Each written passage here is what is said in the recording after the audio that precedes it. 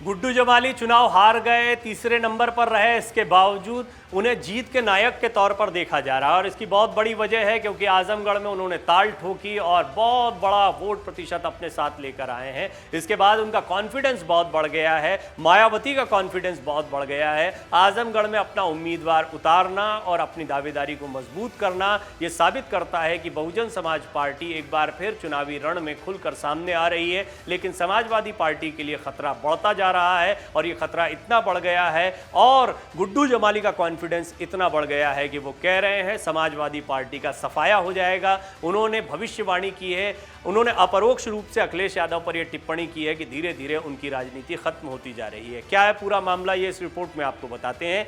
आजमगढ़ रामपुर में लोकसभा उपचुनाव खत्म हो चुका है। भाजपा ने रामपुर में सपा और आजमगढ़ में समाजवादी पार्टी और बसपा दोनों को हराकर दोनों सीटें अपने खाते में कर ली। लेकिन उपचुनाव खत्म होने के बावजूद सपा और बसपा की हार की टीस खत्म होने का नाम नहीं ले रही है।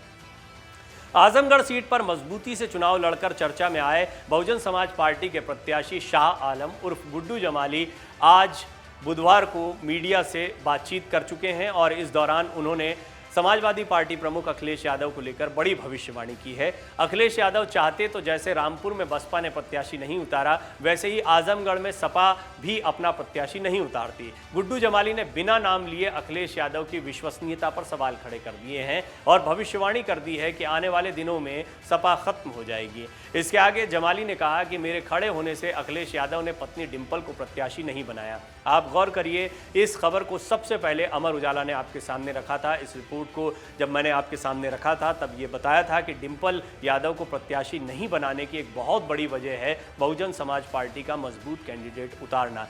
शाह आलम गुड्डू जमाली को समाजवादी पार्टी पहले भी हल्के में नहीं ले रही थी। यही वजह है कि अखिलेश यादव ने इन चुनावों से पूरी तरह दूरी बना ली थी। अखिलेश यादव को आजमगढ़ का मिजाज समझ में आ गया था। खास तौर पर बहुजन समाज पार्टी का इतना मजबूती से चुनाव लड़ना ये साफ बता रहा था कि समाजवादी पार्टी के वोटों में फूट पड़ जाएगी। ये बात तय हो गई है कि अगर मुसलमानों ने एक साथ होकर समाजवादी पार्टी को टिकट नहीं दिया तो कहीं ना कहीं समाजवादी पार्टी का यही हश्र 2024 के चुनाव में भी होगा। इसी वजह से बहुजन समाज पार्टी की ताकत बढ़ रही है और कॉन्फिडेंस बढ़ रहा है। साथ ही साथ गुड्डू जमाली ने यह भी कहा है कि हम तो यहीं के रहने वाले हैं, यहीं पैदा हुए हैं, यहीं कब्र में दफन होंगे। मुसलमानों को ये लोग अपनी जागीर समझते हैं पर मुसलमानों ने इस बार इनको इनकी हैसियत बता दी है।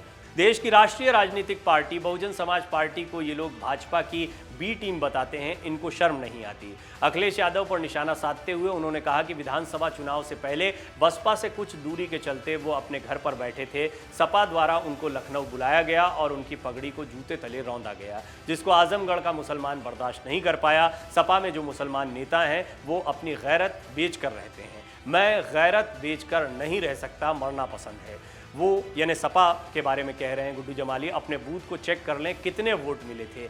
एक बूथ पर जहां मुस्लिम आबादी है 700 से 800 वोट बसपा को मिले तो 100 से 150 वोट ही समाजवादी पार्टी को मिले हैं। इससे उनको अपनी हैसियत पता चल गई है। जमाली ने कहा है कि साल 2024 में मजबूती के साथ वो चुनाव लड़ेंगे। जीत हासिल कर समाजवादी पार्टी के जो भी प्रत्याशी होंगे उनको वापस लौटाने का काम करेंगे। जो सैफई और इटावा से आकर यहाँ आजमगढ़ में अपनी जागीर बनाए हैं उनको सबक सिखाना जरूरी है।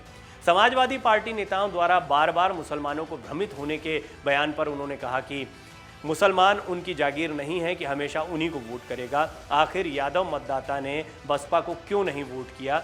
सपा नेताओं द्वारा लगाए जा रहे आरोपों पर उन्होंने कहा कि अगर जीत जाते तो कुछ नहीं बोलते, हार गए तो ईवीएम ने हरा दिया, जमाली ने हरा दिया। जिस तरीके से उन्होंने पगड़ी को रौंदा, एक जमाली नहीं 100 जमाली यहाँ पैदा होंगे, ये बात भी गुड्डू जमाली ने कही है। अखिलेश को मालूम था कि धर्मेंद्र चुनाव हारेंगे क्योंकि सामने गुड्डू जमाली प्रत्याशी है, नहीं तो वो पहले डिंपल को लड़ाना चाहते थे लेकिन बाद में धर्मेंद्र को लड़ने के लिए भेज दिया। आपको बता दें कि आजमगढ़ में बीजेपी से निरहुआ ने जीत दर्ज की है और उन्हें 3,12,768 वोट मिले। वहीं सपा उम्मीदवार और अखिलेश यादव के चचेरे भाई धर्मेंद्र यादव को 3,04,089 वोट मिले, जिन्हें 8,679 वोटों के अंतर से हार का सामना करना पड़ा। जबकि बसपा उम्मीदवार शाह आलम उर्फ गुड्डू जमाली तीसरे नंबर पर रहे। सबसे ज़्यादा चर्चा इन्हीं की है, सबसे ज़्यादा कॉन्फिडेंस इन्हीं का दिखाई दे रहा है और ऐसा लगता है कि वो जीते हुए उम्मीदवार की तरह बात कर रहे हैं। उन्हें 2,66,210 मत मिले थे। 2.5 लाख के पार जाना ये बहुत बड़ी कामयाबी उनके लिए कही जा रही है। वो तीसरे नंबर पर बेशक रहे।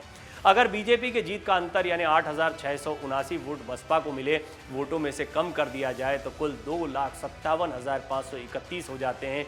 करीब इतने ही वोटों से पिछली बार के चुनाव में समाजवादी पार्टी को जीत मिली थी। बहुत साफ है, बहुजन समाज पार्टी जहां जहां पर मजबूती से चुनाव लड़ेगी, समाजवादी पार्टी के लिए मुश्किलें खड़ी हो जाएंगी। गुड्डू जमाली ने यहां तक कह दिया कि जिस तरह हमने रामपुर में अपना प्रत्याशी नहीं उतारा, आजमगढ़ में समाजवादी पार्टी को प्रत्याशी नहीं उतारना चाहिए था। और ये बात सही है कि अगर समाजवादी पार्टी अपना प्रत्याशी नहीं उतारती, यानी धर्मेंद्र यादव चुनावी मैदान में नहीं होते, तो निरहुआ गुड्डू जमाली के सामने नहीं टिक पाते और यहां पर बहुजन समाज पार्टी ज्यादा बड़ी ताकत के तौर पर उभर कर सामने आती। यही वजह है कि आने वाले दिनों में किस तरह की रणनीति और किस तरह की राजनीति उत्तर प्रदेश में देखने को मिलेगी, इसको लेकर तमाम कयास लगाए जा रहे हैं। खास तौर पर इस बात को लेकर कि बहुजन समाज पार्टी और समाजवादी पार्टी एक दूसरे को नुकसान पहुंचाएंगे या बीजेपी के खिलाफ एक दूसरे की ताकत बढ़ाएंगे। दरअसल बेशक मायावती को बीजेपी की बी टीम कहा जाता है, इसके बावजूद उन्होंने कभी अपने पत्ते नहीं खोले और ये स्पष्ट कर दिया कि वो इंडिपेंडेंटली अपनी पार्टी के सिंबल पर चुनाव लड़ती रहेंगी।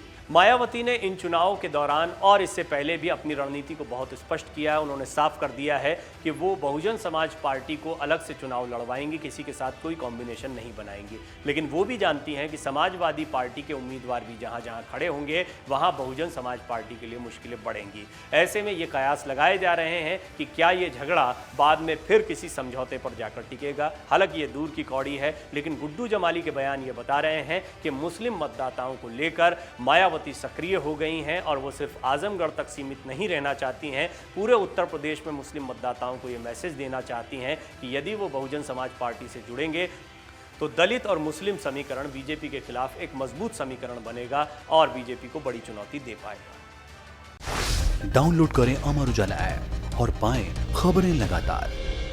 अगर आप ये वीडियो YouTube पर देख रहे हैं तो हमारे चैनल को सब्सक्राइब करें और बेल आइकन को दबाना ना भूलें। अगर आप Facebook पर यह वीडियो देख रहे हैं तो हमारे पेज को लाइक करें।